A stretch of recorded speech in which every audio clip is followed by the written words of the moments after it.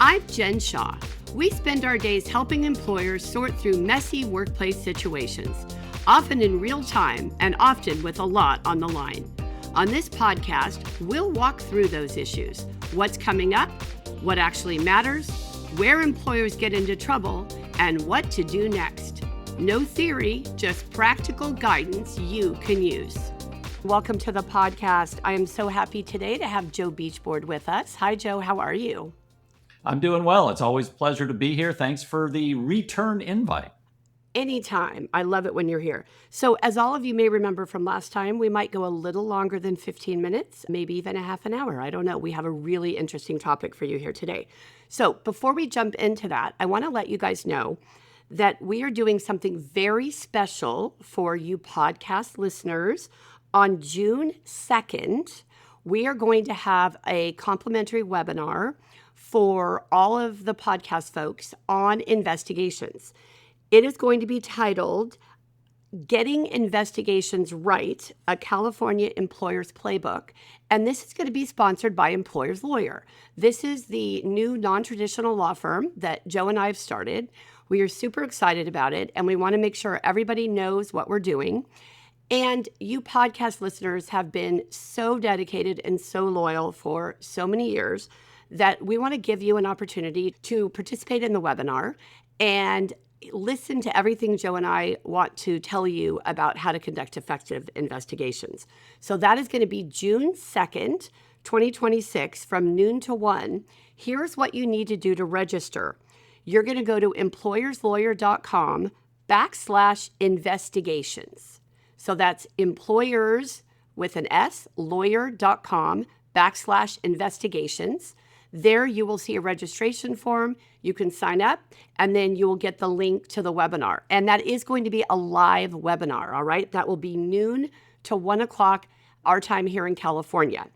Joe, is there anything I forgot to say about that?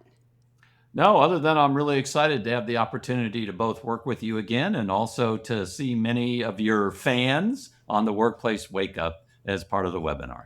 Well, I'm excited too, Joe, because I don't see everybody, right? I do the podcast and then sometimes I run into them somewhere, but hopefully a bunch of you will join and we'll get to see you in real live. You'll be alive, you'll be on the computer, but at least we'll get to see you. So it'll be perfect. Okay, so what are we talking about here today? This is about the Contreras case. It's called Contreras versus Green Thumb. It's a case that came down in December 2025, issued by the California Court of Appeal. And we've talked a little bit about investigations the last couple of episodes here on the podcast. And today we want to talk about this concept of what happens when an employee is wrong about what they're complaining about, right? Because remember what happens here.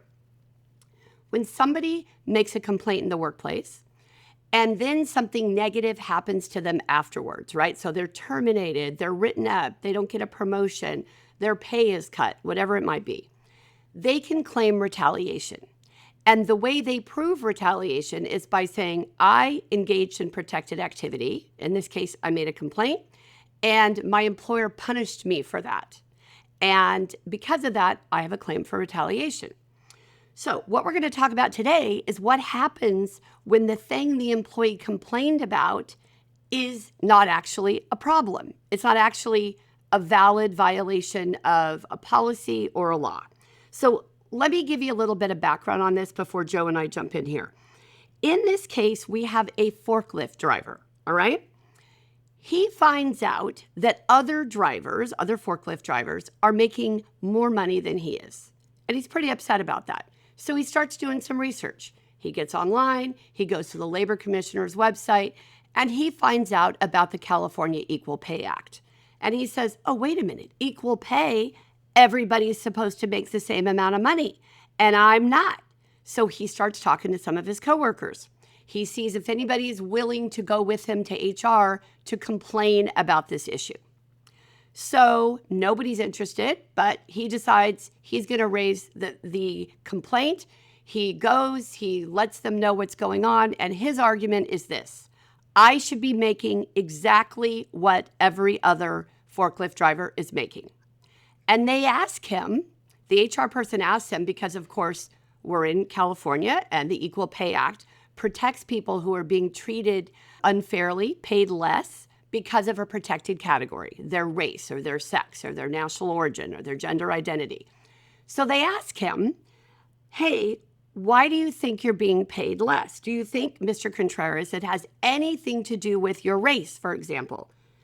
He says, no, I actually don't have any reason to believe that. But nonetheless, it's unfair. And I know it's illegal because I went to the Labor Commissioner's website and here's a printout that says there is an Equal Pay Act and I should be paid equally. So HR says, okay, we'll look into this. He leaves and HR says, wait a minute, management, the guy's wrong. There's no law that says everybody has to make the same amount. The law says we have to pay people fairly and we can't discriminate. We can't pay someone less on the basis of a protected characteristic. He admits there's no protected characteristic. And by the way, management, you should know that this guy's out there talking to other employees, kind of rabble-rousing the coworkers to see if they're willing to jump on the bandwagon with him. Well, all of this is upsetting to the organization, so in the end, they terminate him. He sues under Labor Code Section 1102.5, which is retaliation. And he says, look, I complained about my wages, then I was fired. That's called a prima facie case of retaliation. And he goes to court, and the employer, Green Thumb, says, hey, wait a minute. How can there be protected activity? There's no law that says what this guy thinks the law says. The law says that you have to be paid for substantially similar work, and you have to be paid commensurate with other people who are similarly situated. So if somebody else has more tenure or more skill, they can be paid more. So we don't have anything to worry about because this guy's wrong. Well, they go to trial and Green Thumb loses. The jury has, I think it's about $160,000 verdict. And Green Thumb says, hey, wait a minute. The jury got it wrong. And they file what's called a JNOV, a judgment notwithstanding the verdict, all right? And the judge considers it and says, you know what? I think you're right. I think the jury did get it wrong. Obviously, how could this guy have had a reasonable belief that the company violated the law when it clearly says in the applicable provisions in the labor code that you don't have to pay everybody the same amount of money? So I agree with you. I'm going to throw out this jury verdict. Well, of course, Mr. Contreras says, that's not fair. I'm going to appeal. He goes to the Court of Appeal and they overturn it. They reinstate the jury's verdict. They said, you know what? It doesn't matter that he was wrong. If a jury could have reasonably believed that he was bringing a complaint in good faith, that's all it takes to have a retaliation claim. And clearly, they believed that he was retaliated against. Now, just for the record, Green Thumb said, look, this guy had a lot of performance problems. He had a lot of attendance issues. He didn't follow all the policies. There were a lot of things going on. We don't normally give you this much detail on a case, but the reason that I want to do it now is we have to set the stage for what Joe and I are going to talk about, because this is a very important case. This is the Court of Appeal here in California actually saying you don't have to be right to have a retaliation claim. So, Joe, I've been talking for a while here. What are your general thoughts about the Contreras decision? Because here's the thing. What is the legal standard now? Can it be that anybody can just claim anything and that's good enough to have a retaliation claim? Well, no. And I think, Jen, you did a nice job of laying out the case and also laying out the legal standards. But let's parse it down and focus on it a little bit, because what we're really trying to analyze here is the question of whether or not there was a reasonable good faith belief that there had been some violation of statute, right? In these circumstances, whistleblower retaliation type of claims, right? So that's two parts you have to look at. Yes. Reasonable, good faith. Have to think about them separately, okay? Good faith, that's subjective, right? Did the person actually believe that there was some violation of the law or illegal behavior that was occurring? I don't think there's any question that Mr. Contreras genuinely believed, right? So the subjective component is met. Let's talk about the reasonableness of his conclusion. So would a reasonable person in this circumstance, believe that there was some violation of the law. And I think that's where this case really kind of gets decided, right? That's the key issue. Was that reasonable? Now, I think you and I would say, no, that No was not way. reasonable. And I think even the court said, us as judges could say, that was not reasonable. But what they said was that based on what they read on the labor commissioner's website, these FAQs that the Mhm. labor commissioner had prepared, somebody, especially somebody who works as a forklift driver with a 10th grade education, could reasonably reach that conclusion.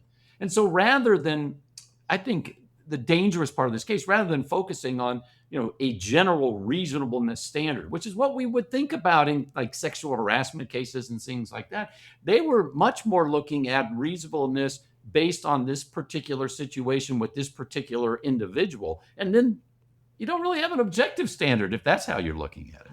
Well, that's such a good point, Joe, because I love how you broke that out to break it into those two components, because there is a different issue when we think somebody has lied about a complaint, right? Or has fabricated it. So we'll get to that in a minute.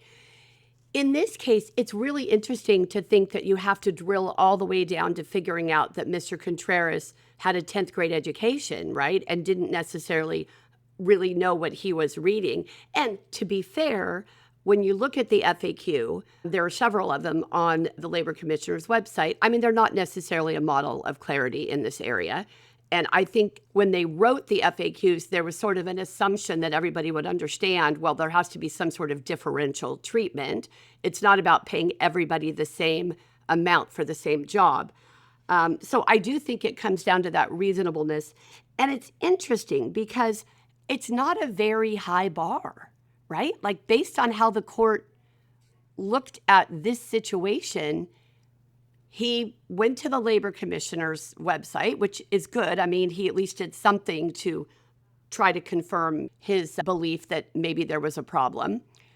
But they didn't drill down a ton. And obviously, we don't know what happened at the trial. So we don't have all that information. We only know what's in the decision that was issued by the court. But it doesn't seem like it takes a lot to show that somebody had a good faith belief that there was a problem, right? That's not an incredibly high standard for an employee. Totally agree. That's the subjective component. And you sort of have to trust them, right? That, well, they complained, they brought it to your attention, just like a sexual harassment complaint.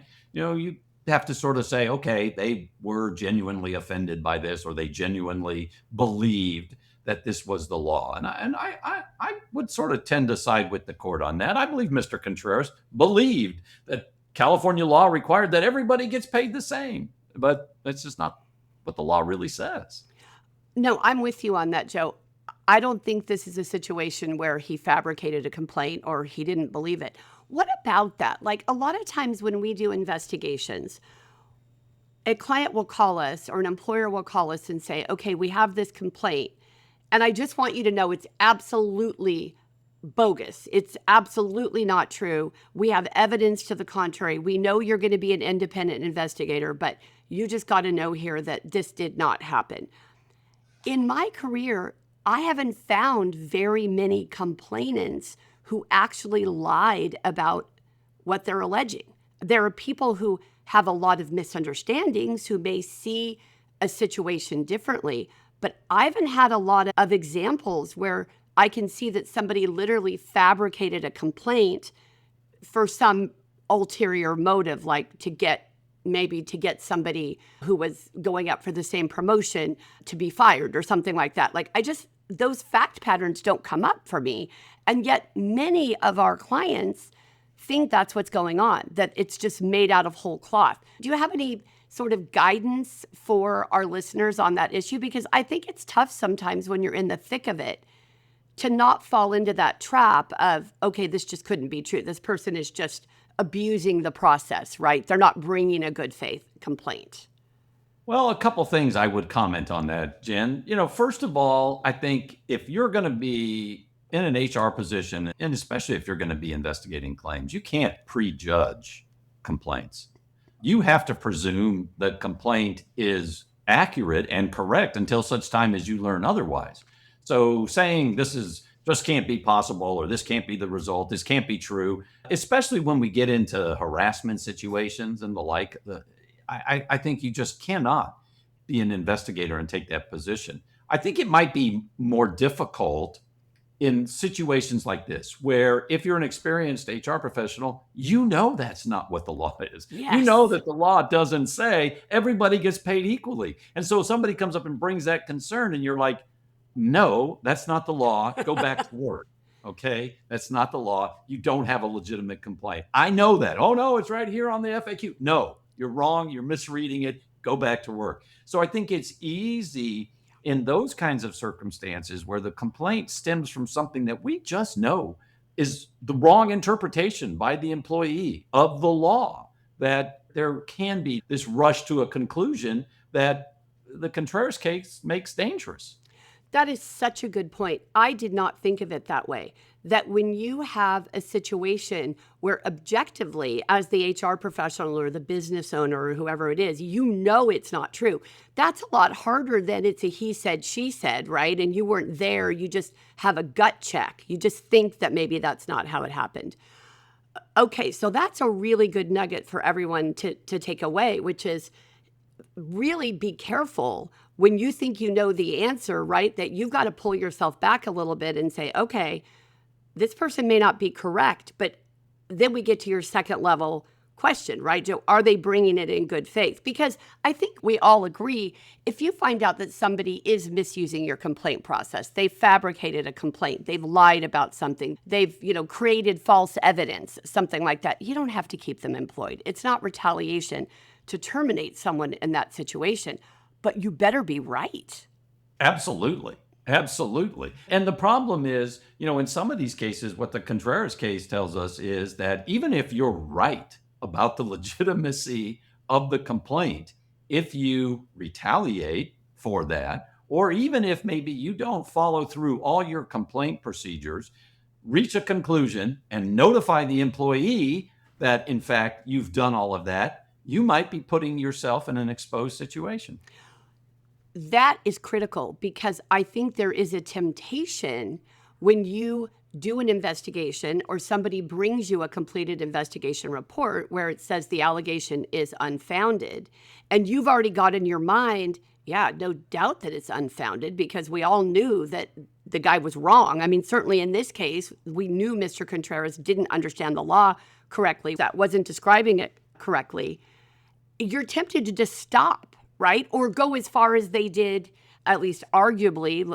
We don't know what actually happened. But what he's saying is once they figured out that there was no merit to the complaint and that he was talking to his coworkers and not doing his work and spending his work time really soliciting somebody to bring a claim, they fired him, right? And that is what he was holding on to, was this idea of, I was mistreated after I brought this claim. I don't know for sure because, as I mentioned before, we don't have the record, but I bet they didn't have great documentation of some of these performance issues that he had, right? Because had they had testimony of, no, it wasn't the complaint, this guy was already on thin ice. We've talked, Joe, about this, the value of last chance agreements. And I thought about that in this case when, how great would it have been to have said to this guy, look, this is what the law is. We're not substantiating your complaint. This is why. We understand you may disagree. That's okay. But keep in mind, we've been talking to you about your attendance and your performance and all these other things, and you got to straighten up and fly right. And here's your last chance agreement, because if you don't do it, you're going to be done. I mean, that kind of documentation could have resulted in a much different outcome here. I believe that's correct. And I think, Jen, look, there's a couple of things happening here in my opinion. One, look, HR people are very busy, right? Yeah. And the concept of every time somebody comes to me with some crazy conclusion about how they interpret the law, if I had to do an investigation on every one of those, I'd never get anything else done, right? And so it's like, well, that's just not feasible for me to do all of those things. But then there's also this, I think, natural reaction that, okay, look at this person, he's had attendance problems, he's had performance issues. He was creating a distraction in the workplace, telling everybody, hey, here's what the labor commissioner says. He's taking them away from doing their work. And then he's coming in and he's bothering the HR professionals with this when it's not correct. And then he goes back out on the floor and says, I'm not going to drive the forklift until you address my particular pay issue. And they said, well, go home. And then when he comes back the next day, they said, by the way, you're fired. It's been too much. It's not worth it. Well, but they didn't realize that they were in a risk situation because he had arguably engaged in some protected activity. And that's the risk that can come out of these circumstances, because they can compound with other behaviors that the employee has engaged in. And you may have a justifiable reason for why you decided to end that relationship, but yet you created this cause of action by not properly handling how he engaged in the protected activity. Well, and you mentioned earlier, Joe, all of the steps that an employer should go through when they get a complaint like this, right? You have to investigate the complaint. Then you've got to make a factual finding. Remember, we never make legal findings, right? Then you've got to communicate to the employee what your results are. Then you have to make sure that you're checking in with them about retaliation. I tell folks, particularly when it's a harassment or equal employment opportunity complaint, you should check back. Hey, just wanted to check in with you. How's everything going? I mean, pretty much assume retaliation could occur, right? Because it's human nature to sometimes, if you found out that somebody for example, made a complaint about you and you knew it wasn't true and it's unsubstantiated, you may decide, hey, I don't want to go to lunch with her, or I don't want to work with her anymore, or him, because they made this complaint and it didn't have any merit. There's a lot of emotion that comes up in this area. And as the HR person, we have to be able to take a step back and say, wait a second, this is not something that I should be getting so emotional about myself. The employee can get emotional. I got to keep my wits about me and follow my protocol. And one of the things you mentioned, Joe, was policy. I think so often when we prepare policies as employers, we're thinking about what we want the employee to be doing. We want them to come to work on time. We want them to call us if they're going to be late. We're going to fire them if they are, a 3-day no call, no show, which don't get me started on those policies. Here, we're actually saying, if you have a protocol for how you're going to do an investigation or how you're going to respond to an investigation, you need to follow it every time. And you need to be able to show that you followed that through each time, that you yourself as the employer were acting in good faith. Because that jury sat there for whatever reason, and they decided that Mr. Contreras was retaliated against. And they rendered a pretty significant verdict in his favor. The judge, though, fell into the same trap, I think, as the HR person, potentially, right? Because the judge granted that motion to throw out the jury's verdict. And I just wonder if part of that was the judge thinking, oh, yeah, well, I mean, the guy wasn't right. So I feel like even a judge who does this for a living can fall into that trap. It's a great point. And it's kind of about perspective, right? In some ways, it's, as the HR professional, I think you have to remember that you're really not investigating the claim to assess whether or not there's an Equal Pay Act violation. There's not, right? I mean, there's not. What you're doing is positioning yourself to be able to defend a potential retaliation claim when you have an employee who's had performance problems that you've probably already talked about whether or not you should continue the relationship with him. And that's really what the purpose of the investigation is, not to conclude that he doesn't have an Equal Pay Act claim. You know that. So what you're doing is you're really putting yourself in the position to show that you weren't retaliating against him for bringing this concern to your attention. That's a great way to think of it, Joe, because I always tell folks, you only need to do an investigation when there's something you need to know that you don't know. And in this case, they knew that it wasn't an Equal Pay Act violation, but what they didn't know is all of the circumstances that Mr. Contreras wanted to be talking about, right? Like what was actually going on. They had to go through the investigation to show, hey, look, this is how much you're making. Now, Tom makes this much, but he's been here 10 years longer, and Matilda makes this much, and she's a level 5 forklift driver, let's say, and you're only a level 2. They had to go through that investigation to get that information. But it wasn't, as you said, to figure out if there was an Equal Pay Act violation, because they knew that. And I think that's a really important lesson for investigators. When you're deciding what your scope of your investigation is, you need to really get clear in your mind, what am I finding here? Where am I going with this whole process? And of course, the investigation is just the first phase, right? The investigation is what gets you to your factual findings. Then you decide, okay, well, what am I going to do about it? And what they could have done about it here is, as you said, sat down with him, thanked him, yes, for bringing the complaint, a step we sometimes skip, and then explain, listen, your complaint is over. This is what we've done, but we do have these performance issues that we need to talk to you about. So, Joe, I think we can take a number of things from this Contreras decision. I mean, first of all, you really can't make assumptions about the validity of a complaint. Just as you said, you may know there's no underlying violation of the law, but you can't extrapolate that to, and therefore the complaint was not made in good faith, or I don't have to investigate it. So I think that's an important thing for people to keep in mind, is that if you're looking at a complaint, you need to look at it objectively. You need to separate the merits of the complaint really from the retaliation kind of finding or analysis. You want to make sure that you're taking all the steps necessary to protect against retaliation. We always tell folks, and boy, I could learn from this lesson, slowing down every once in a while to make sure you're doing what you're supposed to be doing correctly is a great thing for us to all remember. And then being right about the law doesn't get you off the hook if your response is wrong. So here's the thing, folks. We're going to talk about all of these issues when we do our webinar on June 2nd. So again, Getting Investigations Right, a California Employer's Playbook. This is an employer's lawyer sponsored event for all of you on this podcast.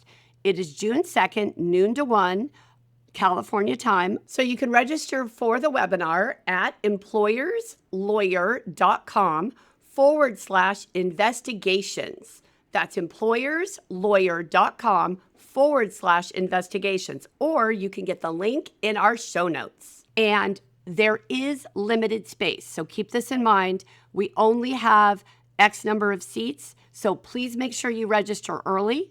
It is up right now. So if you were listening to this podcast on the 29th of April, get to our website at Employers Lawyer, employerslawyer.com/investigations, and then we'll get you signed up for that. Joe, thank you so much for your insight and your participation here today. You always bring such good nuggets for everybody, and I'm really grateful. Thank you. Well, it's a pleasure, and thank you for the invitation. All right, everyone. Thank you so much for your time today. Go out there, have a great day, and we will see you next time. Shaw Law Group, we solve workplace problems. Real-world guidance for real workplace decisions. The Workplace Wake Up podcast is produced for general educational and informational purposes only. The views expressed are those of the speakers and do not constitute legal advice or create an attorney-client relationship. The law is complex and constantly changing. Therefore, you should contact an employment lawyer in your jurisdiction for advice regarding your specific situation.